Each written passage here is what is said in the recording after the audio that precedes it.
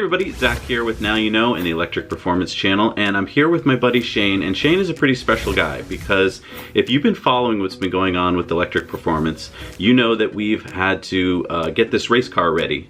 Well, Shane is a huge part of that. Shane is a Patreon of our channel, and he stepped forward and said, how can I help you guys get this race car ready for Pikes Peak? And, well, I'll let Shane tell you the rest here. So, Shane, thank you so much for joining us today, and you're going to be telling us about some fun things you just did with Blake. But first I want to ask you, what overcame you that made you want to step forward and help us out to wrap this car? Well, first of all, I have a friend of mine that does awesome wraps, and you've seen from the video that when we wrap the car. And also, I have a passion of mine for cars, and that's been going on for a long time. Would have loved to be a race car driver, but that wasn't in it for me. I ended up doing other things, but I love cars and I love Tesla, and I think it's amazing what they've done so far. And I really wanted to see an electric car on a track to see how it would perform against an ICE engine. Yeah, the car looks amazing. I mean, you were down there with Blake while it was getting wrapped in Miami, because you're down in Florida as well as Blake is. And you helped him kind of tweak the design and come up with what I think is a spectacular looking race car. Yeah, I think it's awesome that all the people that were willing to contribute to put their names on the car and be a part of this. I think it's awesome, and I believe it's the first crowd-funded car to do so. And I think it's a great accomplishment to what you guys are doing. We're just so lucky to have supporters like you, because I mean, this was over 10% of our budget was to get this car wrapped. And I gotta say, I think it's one of the most important things that we've done to the car, because otherwise it just looks like any other car. Now it really stands out wherever it goes. People know that this is the Electric Performance race car. So thank you so much from all of us on the team for making this happen, because honestly, with our tight budget, I don't know if we could have done it. Thank you for allowing me to be a part of this, because thanks to you guys, I was able to go back on the tracks after 25 years. All right, well, let's hear about this. So I heard that after Jesse and I went to North Carolina with Blake, he then went to Sebring, which is a race course down in Florida, of course, a famous race course, and he was able to meet you there. You brought your Performance Model 3. Tell us what happened. When I heard that he was coming close to my house, I said, well, I got a Performance as well. It has track mode. Why not put it to use?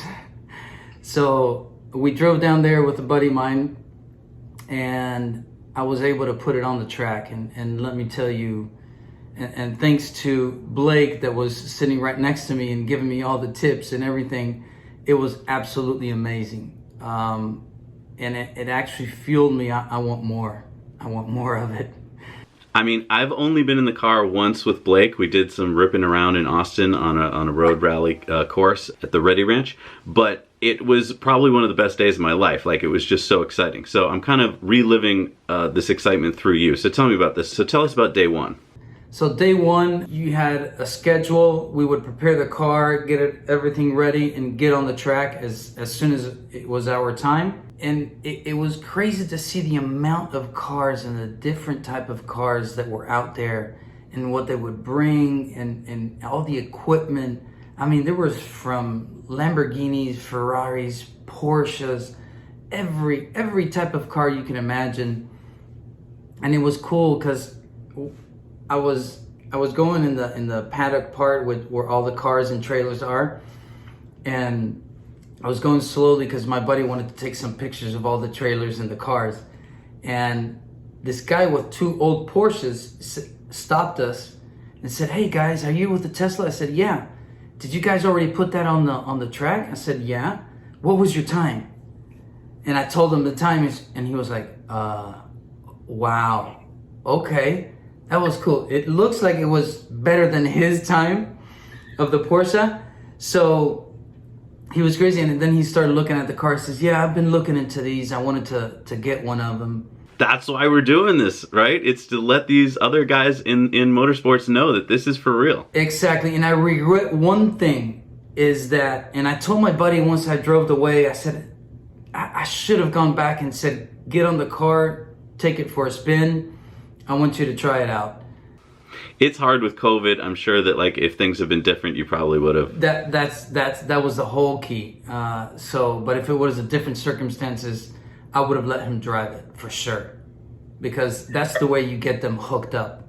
Exactly. All right, so tell me about this, because in your earlier days, you did race. Tell me about what you did in racing when you were younger. I grew up, a friend of mine that at school, her dad was the best race driver in Argentina, and he could have been worldwide too, but he decided to stay in Argentina. So I always watched those races. My mom wouldn't support that, so I had to wait until I got a job. I was able to afford a go-kart, which the ones that the Formula One racers train in. I was able to do 3 races because it was expensive each time. So the first race, I made the podium. I came in 3rd. The second race, I qualified 4th. In the first curve, I was 2nd. And then there was an accident in the first round, so they have to restart the race. So when they were getting ready to restart the race, the guy in front of me slammed on the brakes, and I slammed on them to not hit him, and it went off the track. So people had to come to start me again, because those go-karts doesn't have automatic start. So once they started me again, I was almost more than 3/4 of a lap behind the last one. The guy should have waited for me to get back in my position, and he started the race. I was so pissed that I started doing record lap after record lap after record lap. I just wanted to get to the end to get to that guy. And I actually ended up coming in 4th on that race. Wow. Wait a minute. So you trained yourself? Like, how did you learn? You learned from your friend's father? No, I actually, on the go-kart, I had a friend of mine, the brother of a friend of mine, Mariano Almada. He's an excellent driver, and he put me on a go-kart. He's the one that prepared the engine for me and all that. And he taught me. I would follow him on the track, and then he would explain to me why, when you do that, and all that. So he's the one that actually taught me how to get the best out of a track. All right, so how many years ago was that? 25 years ago. You haven't been on a track since then? No, I haven't. Okay, so you get on the track with Blake on Saturday at Sebring, and what does it feel like? Does some of this come back to you, or is it all new? It came back to me. It came back to me, and I absolutely loved it. I was a little bit afraid because it's my car, and it's not a race car that, I mean, if you bust it, that's okay, but so there was only one lap that I went full all the way. It was really fun. I would love to have a car that I can go full blown every single thing, but that's not in the budget right now. On Saturday, you basically did a bunch of test laps, kind of just getting the feel for things, right? And now, was Blake involved in helping at all? Was he giving you pointers? How was he helping? Oh, absolutely. And this organization was really cool because they had me do a lesson, a 1-hour lesson in the morning before I got on the track for the first time. They went over the track, gave you pointers and all that. And then it was nice to get on the track and try those things. And sometimes Blake would tell me otherwise because his thought is different than what they would teach. And you can kind of see the different angles of coming in and where the apex was and all that stuff. Okay, so I'm curious about this. You get a classroom experience for about an hour where you're talking about what you should do at each turn. But I can imagine if it was me, as soon as I would get on the track, I would probably forget what I'm supposed to do. Like, how much of that sticks in your brain when you're actually doing it? I think out of the 10 things, you would keep 2. But it was good. It was good that I had Blake right beside me, that he would remind me of the other 8. So yeah, you're absolutely right, because I mean you're going 100 miles an hour, and the difference on the Tesla is that you don't feel that, because I mean every time I come out of the corner, I would flat that thing all the way down, and you would go 100 miles an hour in 2 seconds. And you really don't feel it because you don't have that engine revving up on you and all that. And it was a kind of different experience for me, not to feel that, but it was nice. It was nice because it would help me focus on other things. That's a really interesting point. I've heard this before from motorsports race car drivers, where they're using the engine sounds to cue them into what they're supposed to do. So yeah, I guess maybe you're almost in an advantage, right? Because you don't have all those years of having to unlearn that. Exactly, and it's huge because it gives you more space to be able to focus on other things and maybe get better on those instead of having to listen to the engine and all that. Right, and then you're not having to worry about all the tweaking that you're going to have to do back in the pit. Exactly. The only thing you focus on here is how hot that battery is. Interesting. Okay, so let's talk about a couple things here. One is your car has track mode, just like our race car does, and so there's some interesting settings there. The biggest one, I think, is the rear to front slider. What did you find was like a good setting that you liked? I think Blake, what I asked Blake is to put it the same as he had his, the one that's going to do Pike's Peak. And I think he put it on the middle, and then we tried it all the way over. But the most impressive one for me is the regenerative braking, when he put it at 100%. And when you take your foot off that pedal, because one of the main things is, for me and what I experienced when I did that couple races many years ago, is the thing that you have to get the best at is when to brake and how much to brake. To be able to get in as fast as you can into that curve and get out as fast as you can. And I think that regenerative braking was very interesting to see how it helped. Obviously, I didn't get the timing of it correct because you would get your foot off the pedal and it would brake for you. And then you would assist it with braking more. But I think that is a cool thing. If you get to it, it's like when you learn how to drive in a car, in a Tesla, that you don't use your brake anymore. Once you get used to it, you just use one pedal. And I didn't get enough time to be able to get used to it, but I thought that was a great feature. So Blake is in the driver's seat in your car, you're in the passenger seat, and he's telling you about each turn and what you should do? We went through the entire thing, and he had said, this is the best way to stop. This is how to take this curve, and this is how we do this, blah, blah, blah. It was kind of scary because he was driving my car, and obviously he was going pretty fast. But it was nice. Blake is a great driver. So it was fun, nerve-wracking a little bit. But then when I got behind the wheel, it's not that I was any better than that, but at least if I messed it up, it was me. Right. I guess for most race car drivers, they're always looking to, beat someone else's time. That wasn't really your focus that day. What was your focus? Number one, not to crash my car, because I have to drive to work to that every day. Once I did my fastest, and when I went all out on one of the laps, after that, Blake says, okay, so let's do this. And I said, no, dude, I'm good. Let's go back in. I got what I wanted. I don't want to risk it anymore. I think I did it right to stop right there because I knew I was going to try to start doing some crazy things to get that lap down. So it's better to leave at that time and to be able to go back again, which is what I want to do. I think Homestead is the next one, which is right down the road from my house. So I'm going to be helping Blake on that one as well.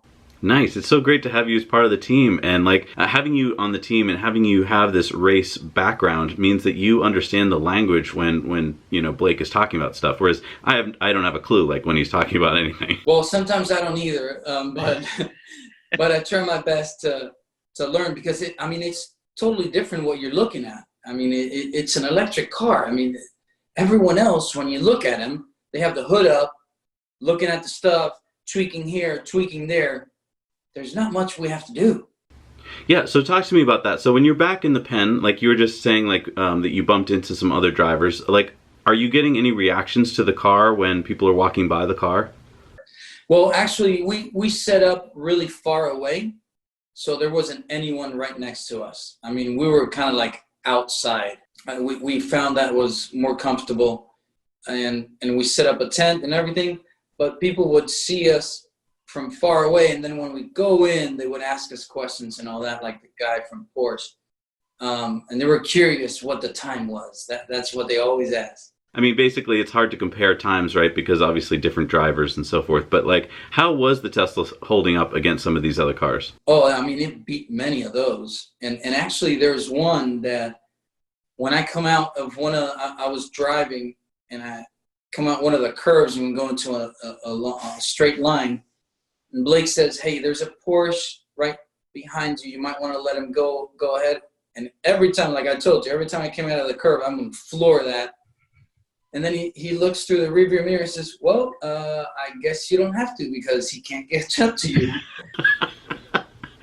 Okay, so wait a minute. So I'm a little confused. I thought you were on the track by yourself. You're on the track with other cars. Oh, yeah. All the time. They separate you by beginners, intermediate, and professionals. Let's put it that way. Is it more fun to have other cars on the track? Like when Blake took me out at COTA in Austin, it was really cool because, yeah, there's other awesome cars on the track with you. What did it feel like to be on the track with all these other cars? No, it was crazy because you could hear them 10 times more when they passed right next to you because, I mean, you have no noise going on. Usually you have the noise too on your car, but this one, I mean, you could really hear it rip right next to you. Do you think that the sound is so embedded in motorsports that it will be hard for other race car drivers to leave that behind? Or do you think that they will just, be glad to leave it behind once they experience what electric can do? It is absolutely embedded. And every motorhead, I mean, it's absolutely embedded. And that's the first complaint that they have about an electric car until you get them in one. And yeah, the power is the first thing that amazes them. But still, what about that noise? And it's something I think, like any change. I mean, we don't like change. Humans don't like change. And it takes some time to get used to it. Once they see all the advantages of it, they'll start to like it more and more every day. Is that why you're helping us out here with the electric performance race car? Because you think it's going to help to transition this change? I believe that we need to do something right now in order to leave a better world for our children. And I have two little ones that I want to leave them a planet where they'll be able to breathe and live outside. So this is my small contribution to that. It's so great to have you as part of the team. I can't wait till we can actually hang out in person. Up until now, it's just been, Skype calls and stuff like that. But soon we'll probably be able to actually meet at some races and hang out. That's going to be super fun. And I can't tell you how excited I'm getting about Pikes Peak. I don't know about you. I'm really looking forward to it. And let me tell you this, we're going to beat that time for sure. Yeah, nice. I mean, based on what Blake is telling me and what I see, the difference between, the advancement, because he did it with a 2012 or 13 Model S, and the difference with this Model 3 performance and the track mode is absolutely amazing. And I'm going to try to get a hold of someone at Tesla on the team that does the track mode to see if we can give them some feedback on what we're finding these days. So if there's anyone out there that knows about anyone that works at Tesla that they can hook us up to the track mode Tesla team, that would be awesome. We just want to share our findings of our experience on the different tracks and what improvements can be done and all that. Exactly. Like, we're not like your typical team where we're keeping everything a secret. We really do want this to be an experience for everybody. And I want to go to one last question, which is, you got a Model 3 Performance, and that's a very affordable race car. I mean, normally a race car, we'd be talking hundreds of thousands of dollars, if not into the millions, right? And you'd have to have a whole team of engineers and mechanics to keep it running. So now, pretty much anyone who really is serious about this can get their hands on a race car and go at least do autocross kind of stuff with it. How do you think that changes racing? Well, number one, like you said, it makes it more affordable. And you know what? With that said, I've been thinking about this. How cool would it be to have a Model 3 Performance like a, how do you call it? Like a series, like a series. Yeah. Yeah. It would be absolutely amazing to be able to put one of those together, to get 12, 15 Model 3 Performance and do a series of races with those. That would be mind-blowing. Heck yeah, now you're talking. I mean, I think that would be a game changer, because you're right, up until now, like even in your early career as a racer, like you said, you had to stop because of what? One thing, the money. Absolutely. But yeah, no, it's going to be a really exciting future as people, I think, begin to realize that many of these Model 3s in their driveway are actual race cars. I mean, you see the BMWs, M3s, the M5s, and all that. And actually, I used to own a BMW before this. And let me tell you, the M3s, the M-Class are absolutely, I mean, it's almost a race car. I mean, you could put it on the track. It's absolutely amazing. And for the price of the Model 3 Performance, you get a lot more. That's so cool. Thank you for hanging out with us today, Shane, and thank you for being part of the team. I'm just really excited to do some more stuff with you on this electric performance racing channel, and I can't wait for Pikes Peak. No, thank you for having me, and thank you for allowing me to be a part of this and to contribute to making this world a better place. And we'll see you at Pikes Peak for sure. Thank you, dude. Thanks for watching Electric Performance. Please subscribe, share, and hit the like button.